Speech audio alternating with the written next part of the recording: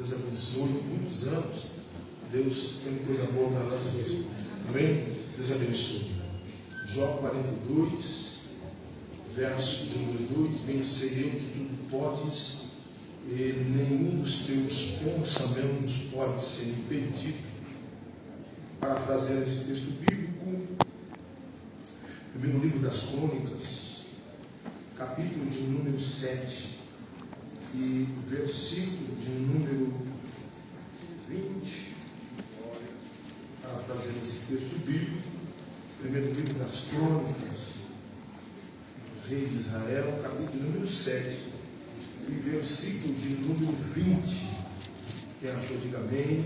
Amém. Leiamos: e os filhos de Efraim, Sutela, e seu filho Bered, e o seu filho Taate, e seu filho Eliada, e o seu filho Teate, e seu filho Zabade, e o seu filho Sutela, e Ezer, e Eliade, e os homens de Gate, naturais da terra, os mataram, porque desceram para tomar os seus gados, pelo que Efraim, seu pai, por muitos dias o chorou, e vieram os seus irmãos para consolar. Depois entrou a sua mulher, e ela concebeu, e teve um filho, e chamou o seu nome Berias, porque as coisas iam mal na sua casa.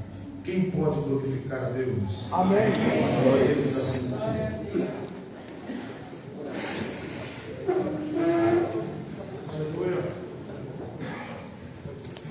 De Deus, Aleluia. poderoso na batalha. Aleluia. Meus irmãos, um tema sugestivo para nós, e fala-nos a respeito dos planos da parte de Deus para nossas vidas. Aleluia. Hoje nós estamos numa temática diferente. Quem é da Assembleia de Deus no Estado do Belém, aquele que é por muito tempo denominado raiz ou da gema, sabe que por muito tempo só existia o departamento das irmãs e da mocidade e das crianças, não tinha nem adolescente. O adolescente que é hoje era denominado as crianças.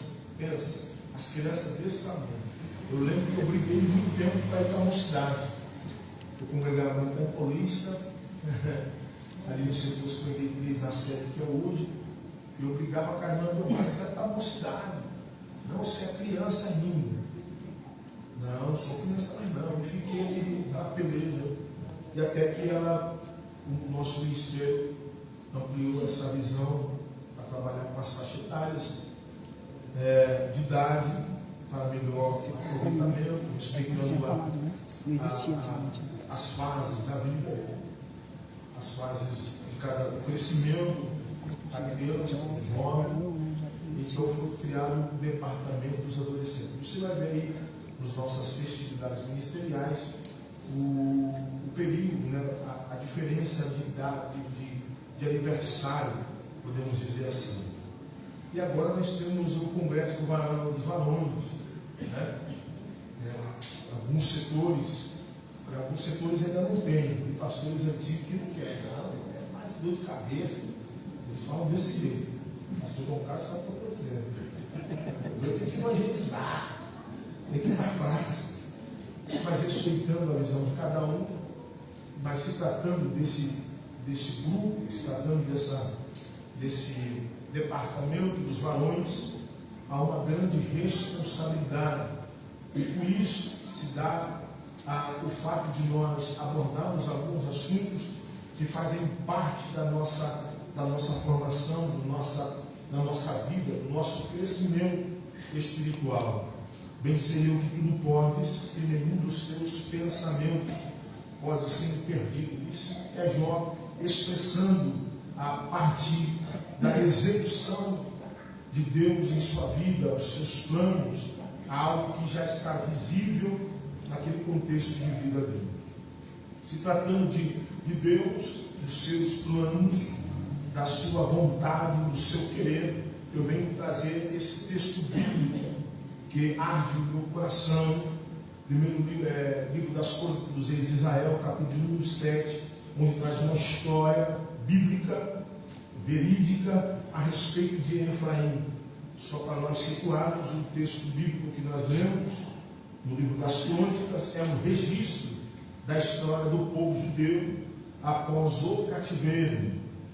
Foi escrita para que eles não pudessem perder a sua memória, aquilo, a sua origem, dentro daquilo que Deus tenha feito com o seu povo. Esdras vai escrever e vai relatar a evolução, a passagem das tribos de Israel, para que a geração posterior possa entender de onde veio.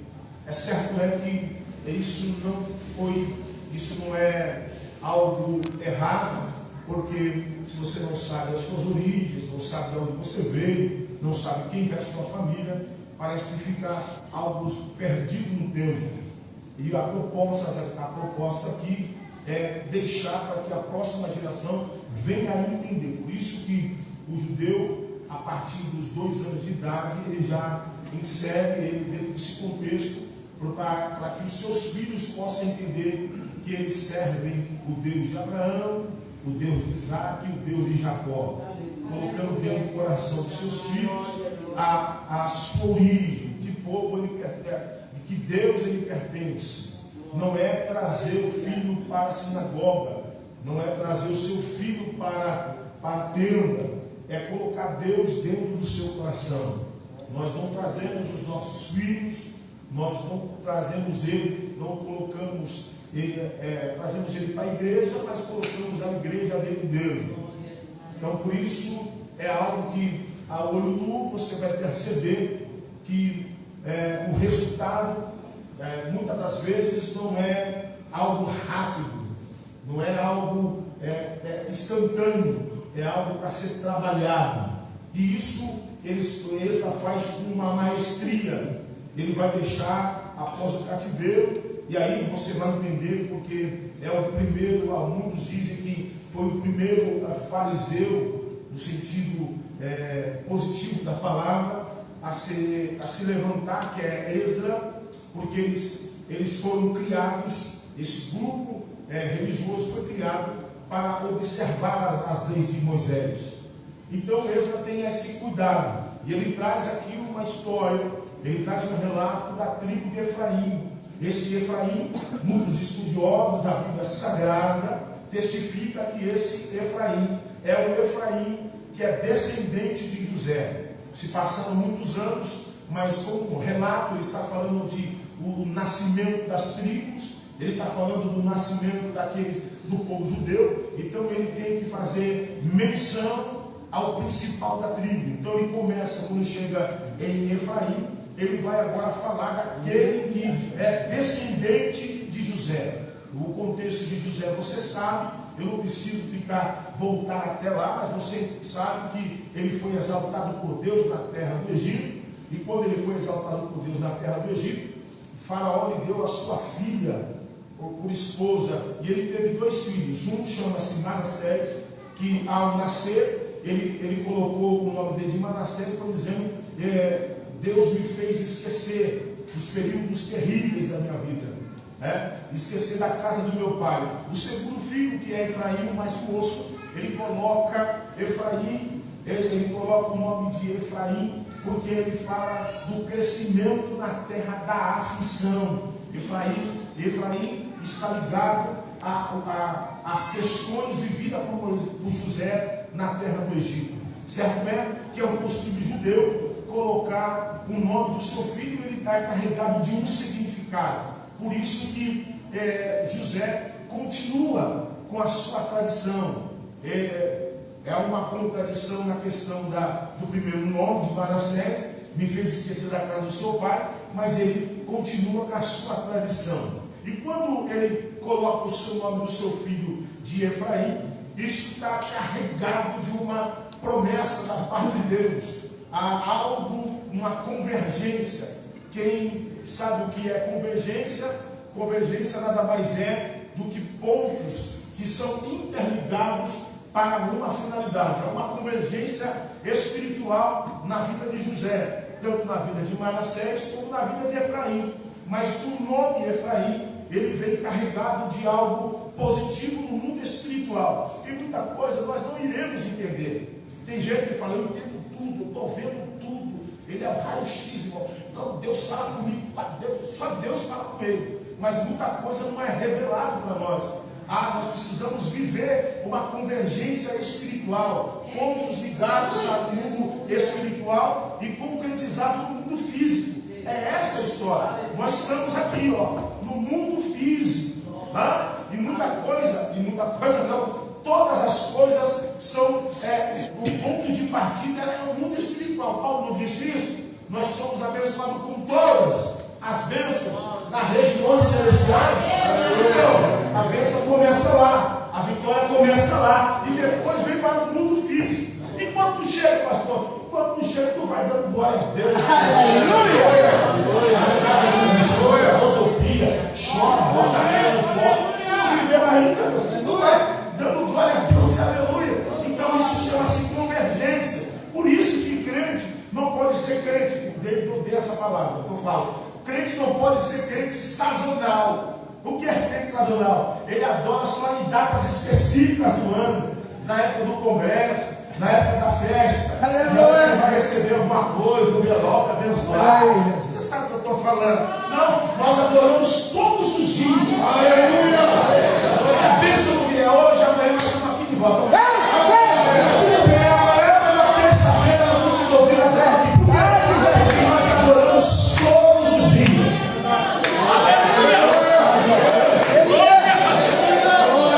Estamos batendo na porta. Vem aqui, por gentileza. Aleluia. Então, nós estamos aqui para viver essa convergência espiritual. E quando chega, nós já estamos preparados para dar glória a Deus. Porque crente assim, ele glorifica antes de receber. Verdade, Jesus. Ô, glória! Se oramos. Aleluia! Então nós adoramos a Deus, nós glorificamos a Deus.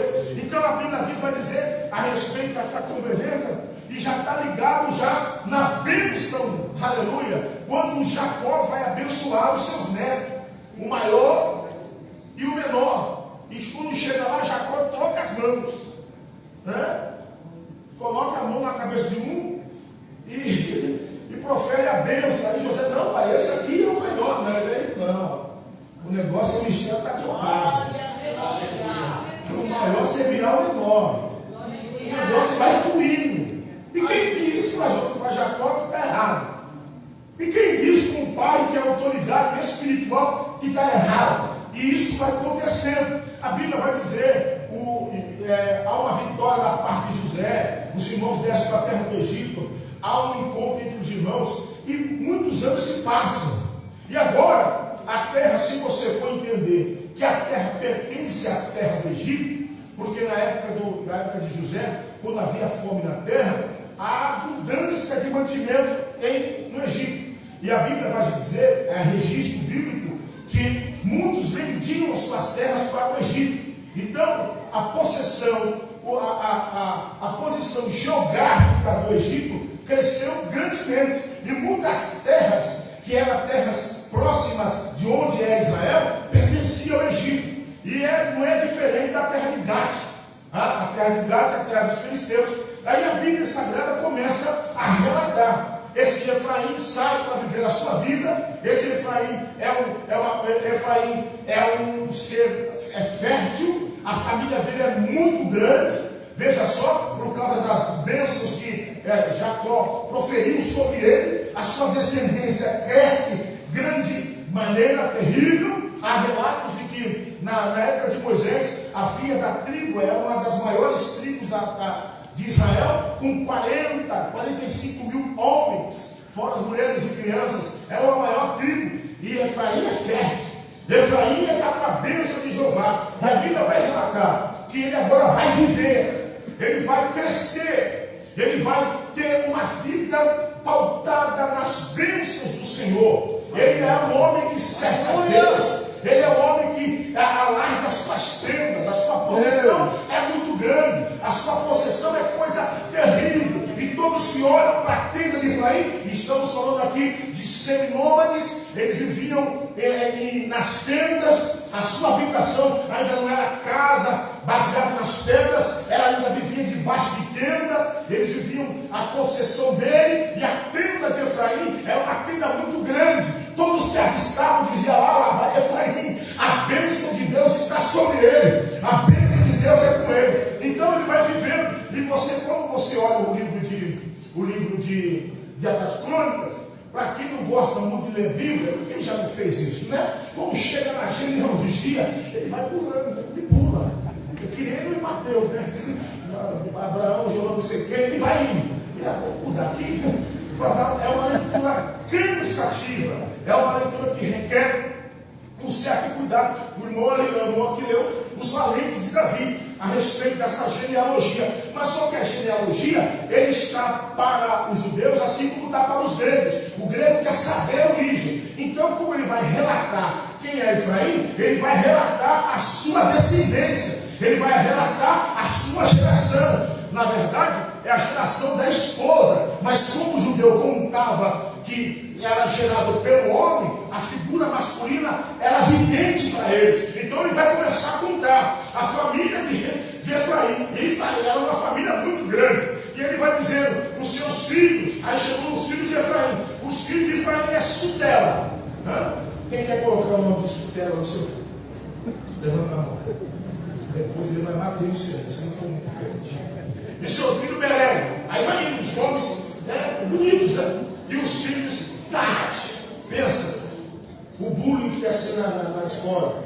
E seu filho Eliada. Até mais ou menos. E o seu filho Tahat. Acompanhe comigo. É uma leitura interessante. E dentro da genealogia, sempre tem algumas histórias ali escondidas. Aí depois ele fala seu filho Tahat e seu filho Zabade. Zabade, vem pra dentro, querido. E seu filho Sutela. Aí aparece o Sutela de novo. Não é Nutella, não. É Sutela. Aí depois aparecem dois nomes. E esses dois nomes têm significado. É Ser, em algumas traduções, e na outra tradução é Ezer. E Eliade. Aí ele dá um destaque aqui. Ele para que esses dois filhos de Efraim são meninos diferentes. Os filhos de Efraim não são como os outros. Aí Crônicas e Esdras vai relatar quem são esses dois: Ezer e Eliade. Veja a tradução do nome. Ezer quer dizer Deus especifica. Efraim nasce Ezer. Aí a partir entrega para ele e diz: olha aqui, meu filho, qual é o nome dele? Ezer. Quer dizer, Deus especifica. Deus está especificando nessa criança. E o outro chama Eliade. Eliade, por quê? Aleluia, ele é chamado tesouro de Deus. Veja só, a expectativa do pai também é que, ao nascer um filho dentro de casa, esse filho seja abençoado, sim ou não? E ninguém, quando nasce um filho, diz aí, vai dar trabalho. O mundo fala, esse aí, quando nasce um varão, isso, prepare suas cabeças. Não fala isso? Não, ele não fala uma desgraça dessa, não é? Ele olha para o filho, esse vai ser pastor, vai ser homem de Deus, vai ser bem sucedido, a sociedade vai honrar. É a mesma expectativa, a minha de Efraim. Deus testifica. É o filho de Deus. A expectativa está nos filhos. A expectativa está naquele varão que chegou em casa. Mas os filhos não cresceram. Os filhos não cresceram. Eles estão levando para a escola bíblica dominical. Eles estão participando da festinha das crianças. Então, eles conhecem que ele é judeu, ele é o povo, ele vem do povo que adora o Deus de Abraão, o Deus de Isaac, o Deus de Jacó, aquele plano espiritual. Ele vai crescendo. Mas quando chega uma certa idade, na hora de colocar em prática, na hora de confrontar as verdades desse mundo com aquilo que está interno, ele age e é servo. Esses meninos começam a andar por caminhos tortuosos. Efraim agora não sabe, ou deveria saber. Esses meninos agora que foram colocando todas as suas expectativas nele, agora você não caminhos maravilhosos. A Bíblia diz que eles começaram a descer na terra de Gade, ou pertencia ao Egito, mas vamos colocar o Egito, desceram na terra do Egito, e o Egito representa o que para nós? O Egito representa o mundo. O Egito representa esse sistema mundano a qual nós vivemos, pecaminoso, orgias, muito homicídios, suicídios, coisas ruins, depressão, coisas erradas. E aí agora eles vão descer e descendo. Descemos nós. A expectativa de Efraim é que um homem esmurrado saísse da sua casa. Mas agora, o Deus especifica, o tesouro de Deus está descendo para a terra do Egito e quer arrumar, quer destruir o coração do pai e da mãe. É porque o seu filho desceu para a terra do Egito. Porque quando desce para a terra do Egito, sempre tem outro crente que vê, né? Isso é o filho do fulano. É terrível, né? Vamos orar, né? Vamos fazer campanha, talvez ele volta para casa. Aí o pai que está sofrendo, tem que vir para a igreja, não tem como estar com congregação, né? Porque assim mesmo fica com congregação, fica pulando, né? Fica o pé, fica, se está chovendo, se está sol, e vai até o fim. E então, ele vai lá, e aí ele ouve que o seu filho desceu para a terra do Egito. É uma das piores vergonhas do pai. É uma das piores sentimentos. Não desejo isso para ninguém. Mas Efraim agora está sabendo que os seus filhos estão descendo para a terra do Egito. E quando desce para a terra do Egito, não é para fazer coisa boa. Não é para ter atitude boa. E quando o pai está batendo, glorificando a Deus, eles estão descendo. Eles estão descendo. E descem cada vez mais. E assim não bastasse descer, agora eles estão roubando os carros do povo da terra do Egito. Veja só, que contradição. Os filhos de Efraim roubando gado da terra do Egito. Ah, quem nunca viu? Estou falando uma coisa estranha. Isso é filho crente lá. Misericórdia. Eu não imaginava. Os meninos eram terríveis.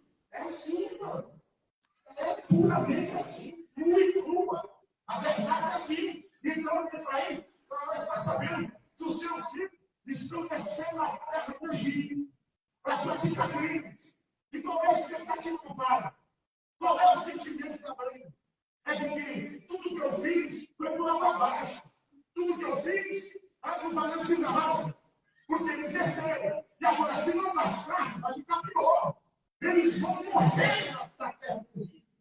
Eles vão perder a vida na terra do Egito. Se não bastasse descer, perderam a vida. Se não bastasse descer, agora vem o luto da terra do Egito para dentro da minha tenda.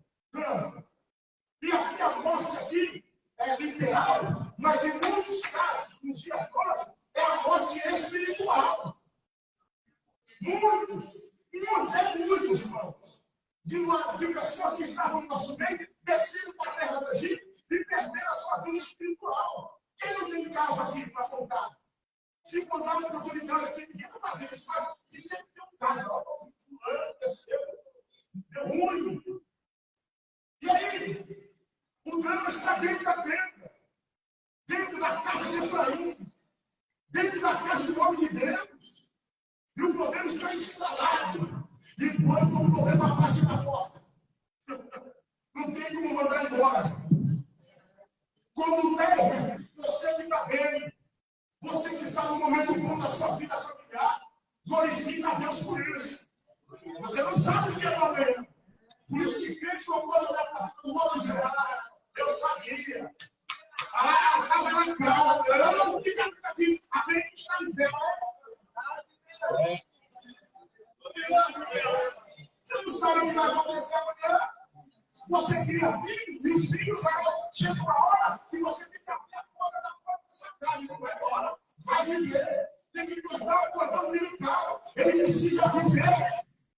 E aí, como lidar com esse sentimento? Como você vai lidar com ele? Lidar com coisa boa. Ai, meu filho é bênção. A minha filha é uma bênção. Eu vou estudar. Aí, ó, tem um bom emprego, tem uma boa casa, um bom casamento. E quando é o contrário? E quando os dramas chegam na sua tenda? E quando o problema chega na sua casa? Como você vai lidar? Chegou a notícia, morreram na casa do Egito.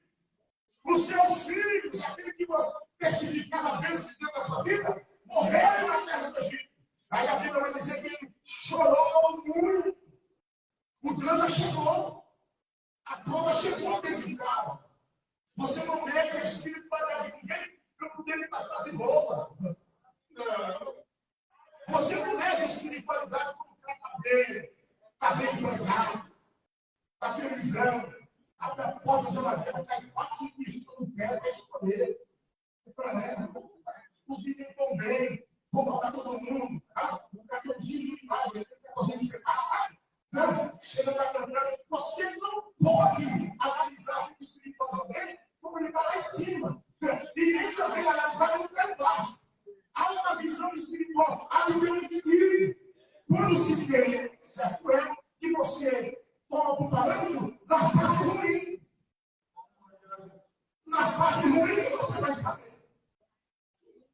Na fase do choro você vai saber. Na hora da escassez você vai saber. Na hora da porta fecha que você vai saber. Na hora que a doença chega que você vai saber. Na hora do desprezo você vai saber. Se ele adora verdadeiramente ou ele é crente de farsa. Quem adora Deus em todo o tempo nessa noite. Quem adora Deus em todo o tempo. Quem pode bater no peito e dizer, o menino de Jesus é um cara na alegria e na tristeza. Eu adoro todo o tempo. Se você estiver aqui glorifica e exalta o céu para testificar com você. Ele chora. E a Bíblia vai dizer, aleluia, ele chorou muito, desolado, arrasado, destruído. Ele foi consolado pelos seus irmãos, mas a consolação não era algo tão positivo. Consolação que nos vale a doutrina do costume judaico que não se monta casa como deixa casa. Mas ele tem vergonha, porque morreu, não morreu para passar uma digna. E aí ele tem que lidar com essa frustração. E a Bíblia vai dizer que ele é por muitos dias. Ele não supera. Ele não supera os dramas. Ele não supera a decepção. Mas ele está se esquecendo que o nome dele, aleluia, é Efraim, aleluia, está ligado às bênçãos do céu. Ele não está lembrando que na hora que estava a bênção de Israel de Jacó, a mão de Jacó foi trocada. Aleluia. E a bênção está surgindo. Ele esqueceu que Deus está olhando para a casa dele e dizendo que a casa dele é uma casa séria. Como de nós assim nos entregamos? Como de nós homens nos entregamos? É para nós isso aqui. Nos entregamos. Nos afundamos. E a palavra depressão, ela vem de dentro do médio. Que quer dizer empurrando para baixo. Existem situações que nos colocam para baixo. Existem situações que se fosse, se você pudesse, você não pisaria o pé sem medo. Então a pressão é tão grande na sua vida. A vergonha é tão grande na sua vida que você não queria até aqui. Mas você se esqueceu que a tua casa é velha. Você vai esquecer a sua vida. Ela tem da sua glória, Efraim. Você esqueceu, Efraim, que Deus falou para você que você, a tua casa será próspera. A geração e geração em você. E quando eu falo a tua cabeça, e a tua Deus nessa noite, ele adora.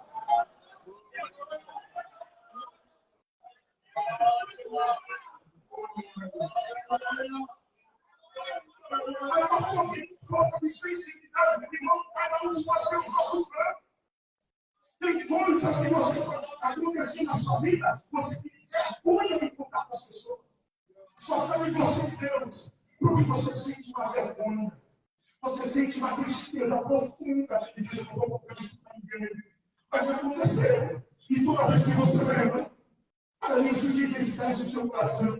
A tua casa, aleluia, começa a se transformar por essa tristeza. Porque Efraim, aleluia, ainda não superou o drama. quantos dramas, quantas decepções, quantos enredos, era tudo, estava tudo certo, de repente saiu do brilho, aleluia, daquela toda essa situação. Olha, Efraim, Deus te traz para na terra do nosso crente. Olha, eu vejo pai de família. E olha, Deus te traz para perto desse povo, para tratar com você nessa noite. E dizer para você os planos dele e a sua vida não estão terminados. Ele está dizendo para você os planos dele. Ainda estão vivos nessa vida. Mas eu estou com a cabeça para ele.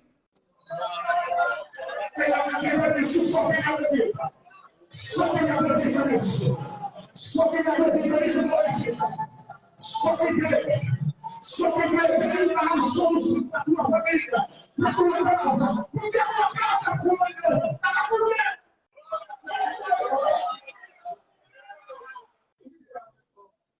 Mas os dramas, aleluia, estão dizendo que não. Vai continuar a coisa, mas depois de muito dia. Olha o que é Bíblia. Ele se lembrou da vida segue. A Bíblia vai dizer que ele lembrou a sua esposa. E ela concebeu de novo. Aleluia. Está gerando. Está gerando. Está gerando ainda. Eu vim frente. É a partir de você.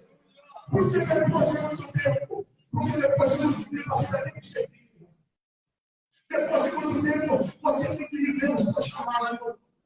Aí ele entra de novo e assim se encontra a vida dele.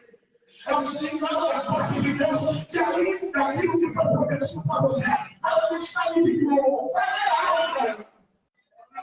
Você tem um filho, mas você tem agora o Espírito espiritual. Nós que vivemos o ministério, não vivemos isso. Quantos encontros nos chamam de pai espiritual?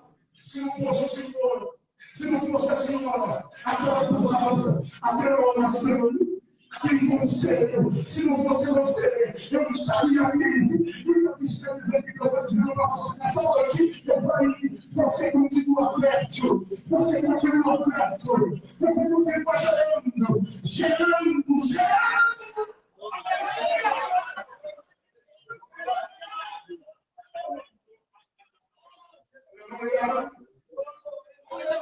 Aleluia.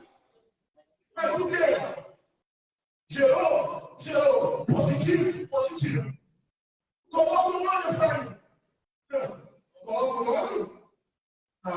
Chegou a hora. Por quê? Porque essa prerrogativa do pai da casa. Ele que daria um nome para a criança. E agora Efraim, aleluia, vai dizer o quê?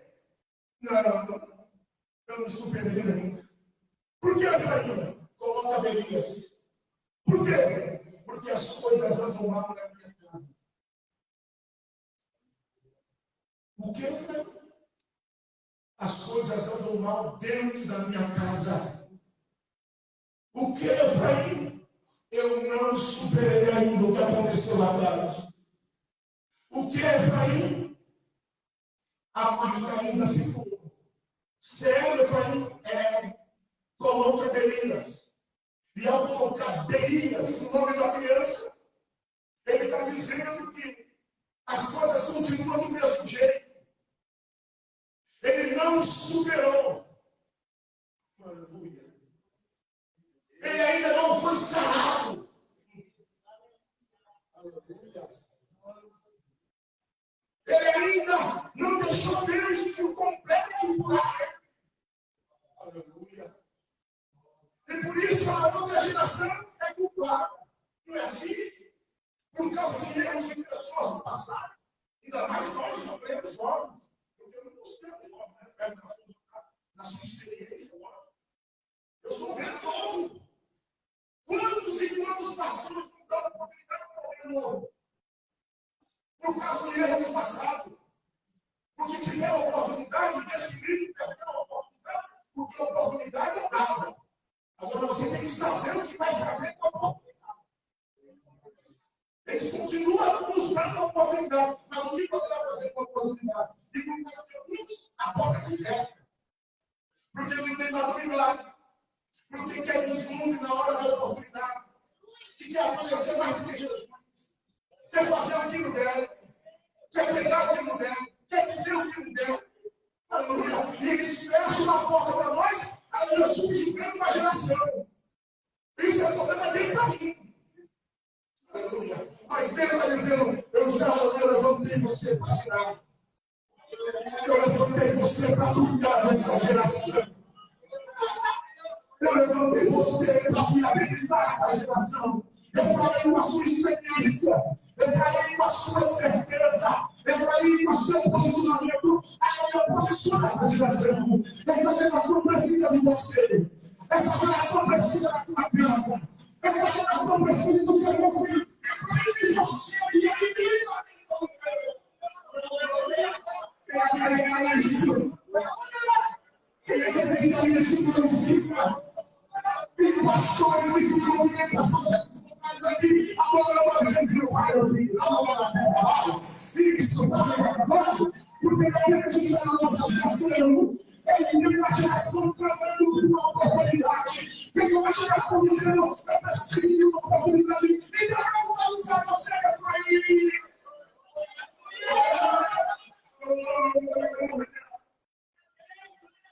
Mas tem que se controlar.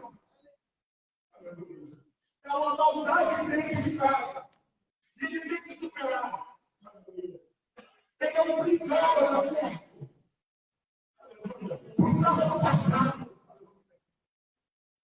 Porém, Efraim continua girando. Aleluia. Efraim continua girando. E se passa os anos. Passa os anos. Belias é fértil. Belias agora tem geração após ano.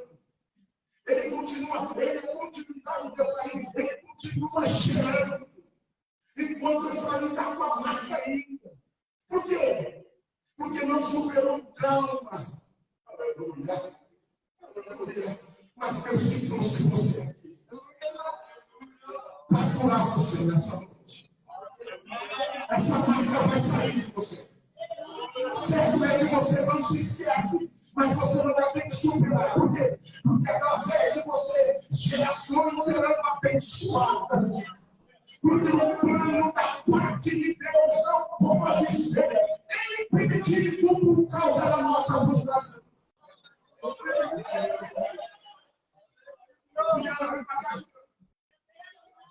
Aleluia!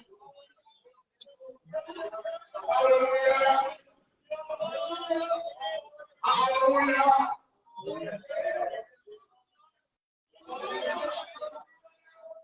Aleluia!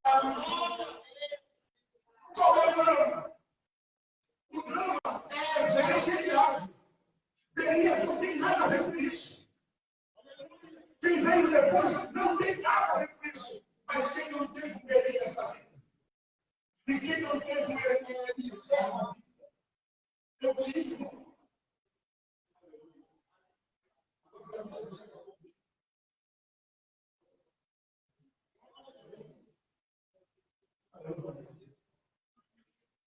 Você não pode escolher vida.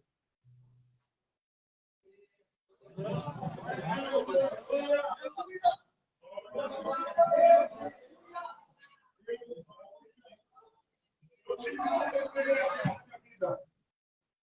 Um exílio na minha vida. Eu tive um Eliade na minha vida. Eu aceitei a Jesus dia 7 de abril de 1989. Eu tinha 10 anos. Na rua Capitão Eugênio de Macedo, na Sequinha, Maurício, a 2 quadras lá. Com 14 anos, 13 anos, me batizei. Mas com 16 eu fiz direito a pastor. Irmãos, eu ia pegar os sobre Jó 25. Jó 25. 19. 25. Mas a madrugada foi difícil para mim. Tem pai aqui que precisa ouvir isso.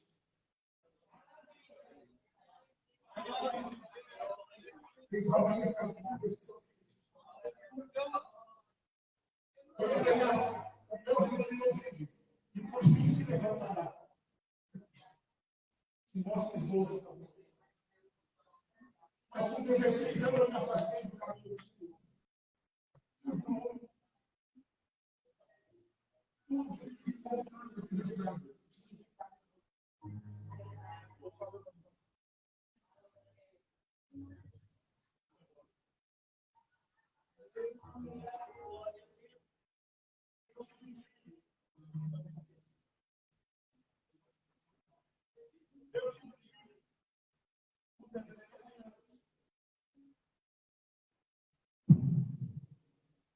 E agora a gente tem que igreja. Os irmãos do caminho conhecem as crianças. Se você chegar lá e falar, meu irmão, se você. Eles não vão dizer assim, eu não aprendi, eu não vou falar. O Gerson falar, ele está perdido. Mas os pastores me conhecem. Levei meu filho para ele. Apresentei um tempo. Na esperança, eu disse o nome de Deus. Os anos se passaram. A mãe dele, que entrou para um grupo do crime, a mãe dele ficou, largou ele na porta da minha casa e disse: eu vou cuidar dele, senão ele vai morrer. Cuida dele. Eu cuidei dele. Eu trabalhei, minha mãe cuidou dele. O menino abençoado, crescendo, escola, bem alimentado.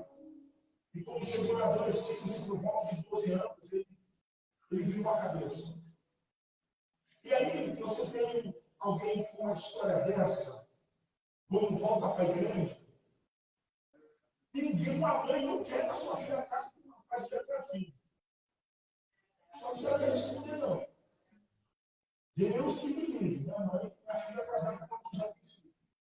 E eu passei, irmão, um mal no cara. Porque eu queria casar, Deus restaurou minha vida, voltei a estudar. E a minha sogra, mulher, aquele rapaz ali, o Jefferson. E a minha sogra, quando eu comecei a namorar, o Jefferson estava do lado. Ela me escondeu. Minha filha não vai casar desse homem, não. Minha mulher já tem filho. E aí eu fui tentar argumentar. Aí Deus falou assim: fica quieto. Você vai ficar quieto. Você não vai responder. Quem mandou você sair dos meus caminhos? Passa essa bola calada. Desse jeito. Depois de 3 anos eu casei. Levei meu filho para morar comigo para ir para os pessoas. E com o passar do tempo ele começou a viver uma vida fora dos caminhos do Senhor. Nós tentamos, minha esposa tentou. Tentamos de várias formas. Eu estava trabalhando em casa, assistente social, dizendo para buscar ele na Celso Garcia, na Fundação Casa. E aí foi muito drama para nós. Foi muito drama. E eu dando glória a Deus, eu dizendo: Senhor, eu vou vencer. E ele falava para ele: você foi apresentado na igreja. O pastor colocou a mão na sua cabeça. E você agora não. Aí Deus me fez entender: olha, existe um momento certo. E ele vai ter um encontro comigo. Porque uma coisa é você sair dos caminhos do Senhor. Outra coisa é você voltar e pensar que agora você está livre do que você fez no passado. Existem consequências. E as consequências são terríveis. O meu filho, esse meu filho chama Guilherme, as filhas do pastor Elias Camilo pela para ele, nas crianças. E conhece a vida até hoje. Eu mostro foto para ela, e ela se lembra para ele, porque ela foi professora dele. E no dia desses eu fui, um tempo atrás, aliás, eu fui na Fundação Casa, atrás dele. E toda vez que eu vou na Fundação Casa, eu tenho que pregar para muita gente. Porque ele fala: meu pai é pastor. Meu pai está aqui domingo aqui. Aí eu tenho que pregar para o mesmo exército, para o mesmo viagem, e pregar para todo mundo.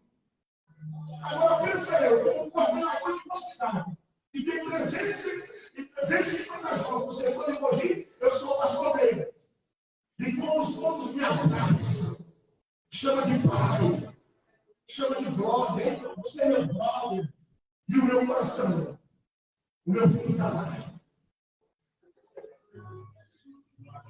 E como vai fazer? E como adorar isso?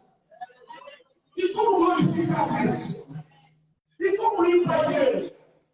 E como dar bênção apostólica? E como meus pés para profetizar para jovem? Dizendo que Deus abençoa. Ele ia lá e chamou o mundo, foi batizado nas águas. Hoje está pregando. E o meu viagem está lá. Você consegue adorar? E Deus está fazendo você aqui hoje para dizer: os planos dele não podem ser impedidos. Mesmo que o seu milagre, alguma coisa aconteceu na sua vida vai seguir. E o nome dele vai ser glorificado na sua vida. Então continua sucedendo aqui para fora. Se fizer para fora, você vai correr no meio da sua família e esqueceu você, ele não você, mas não vai ser ainda tem privilégio, as bênçãos de Deus na sua vida, porque eu saí da sua vida, é uma vida forte. Aí eu fui falar com ele, disse aí, ele falou: pai, aqui eu não aceito Jesus. Eu conheço Jesus. Eu sou da igreja. Mas eu quero me converter lá fora. Porque aqui muitos filhos de crente estão na igreja, eles erram. Quando chega aqui, eles voltam. Eu não vou falar que eles estão errados. Mas eu quero servir Deus lá fora.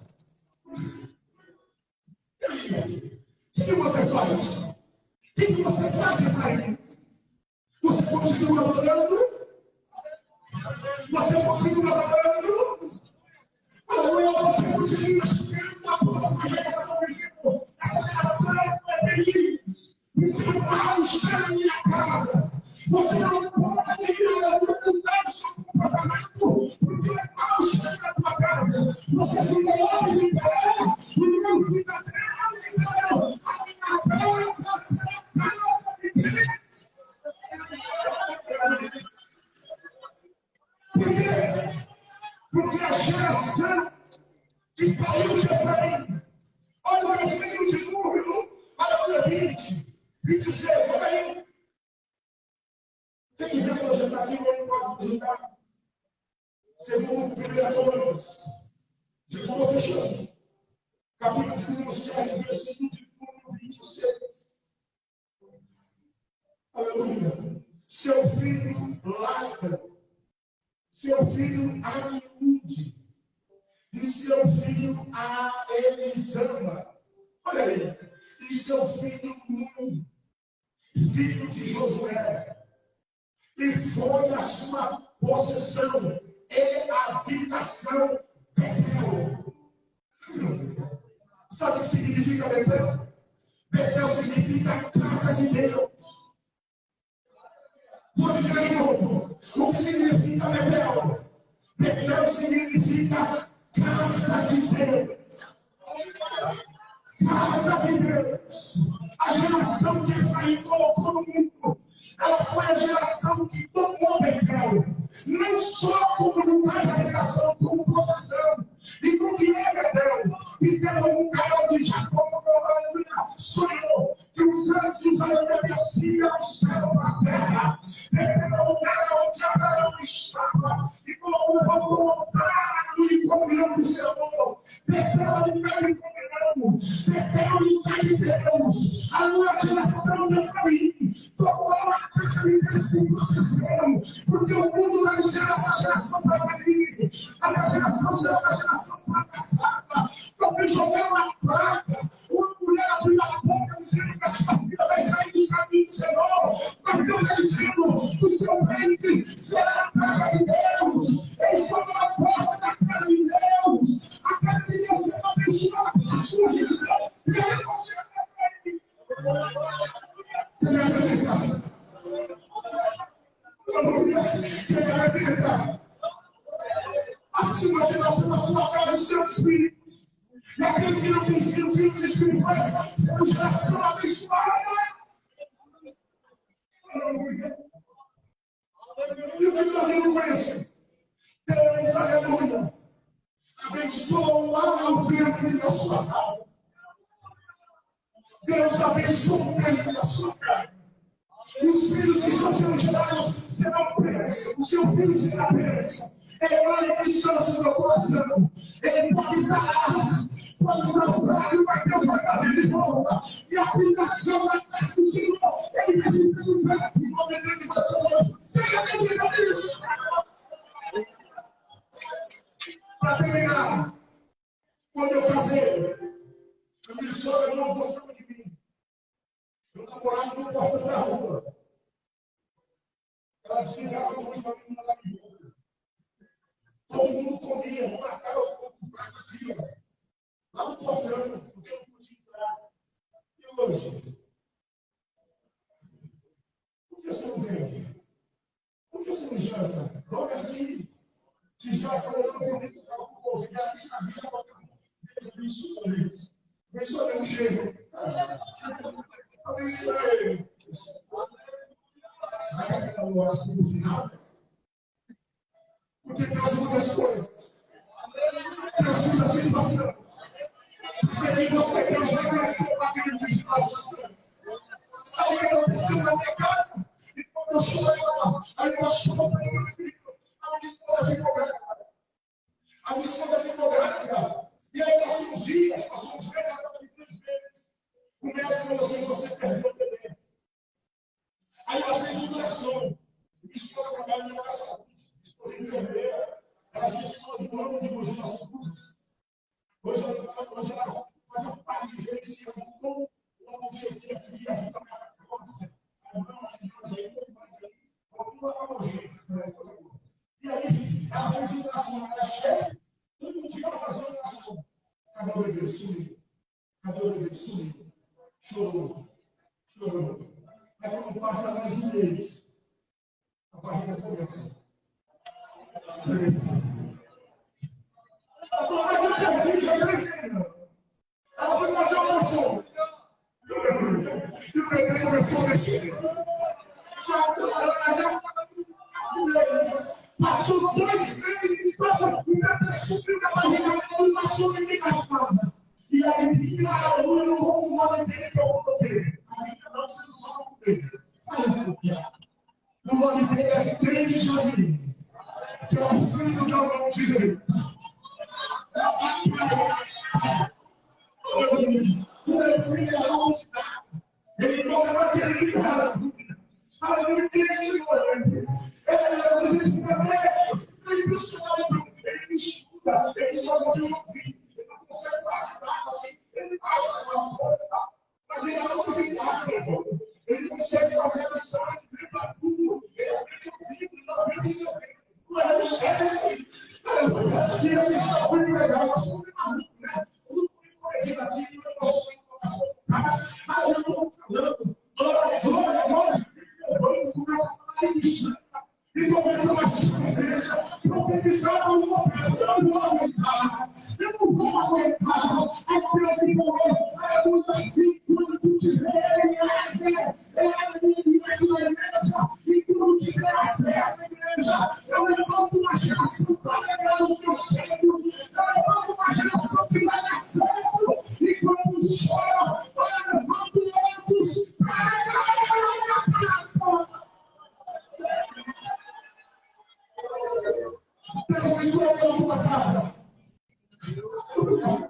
Deus escolheu a tua casa. Deus escolheu a tua casa. Você pode glorificar. Você pode glorificar. Você glorifica o teu filho. Às vezes ele estava de cabeça, sabe, mas ele é teu. Às vezes ele não tinha ouvido. Às vezes ele tinha decepcionação, às vezes ele está vivo ainda. E Deus pode eu te dizer: eu vou restaurar ele. Eu vou levantar ele. Eu vou transformar ele. Ele não do céu do teu coração.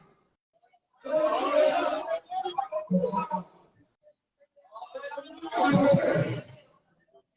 Cadê você que Deus está falando?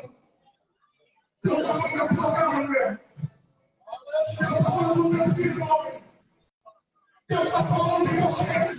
A tua obra vai ser na casa de Deus. A tua obra vai ser na casa de Deus. Vamos jurar a tua casa de Deus. O que será impressionante em mim? Será que eu sonhei? Como será que vai ficar? Quando eu sinto pra cantar, como será que vou? A sua casa me tomou, um dia o vento levou, como será que vai? Se tudo se acabou, e eu fiquei, tem como ver, nem eu sei dizer, não quero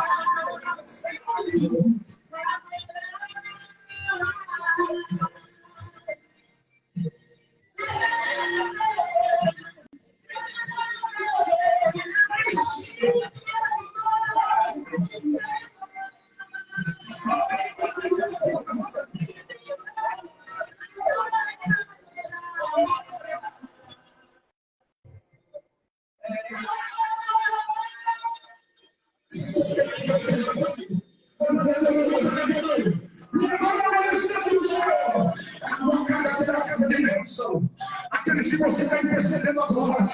Tem aquele que você está intercedendo. Deus está guardando. Deus está, aleluia, servindo inimigos. Deus sabe que o seu coração está aberto.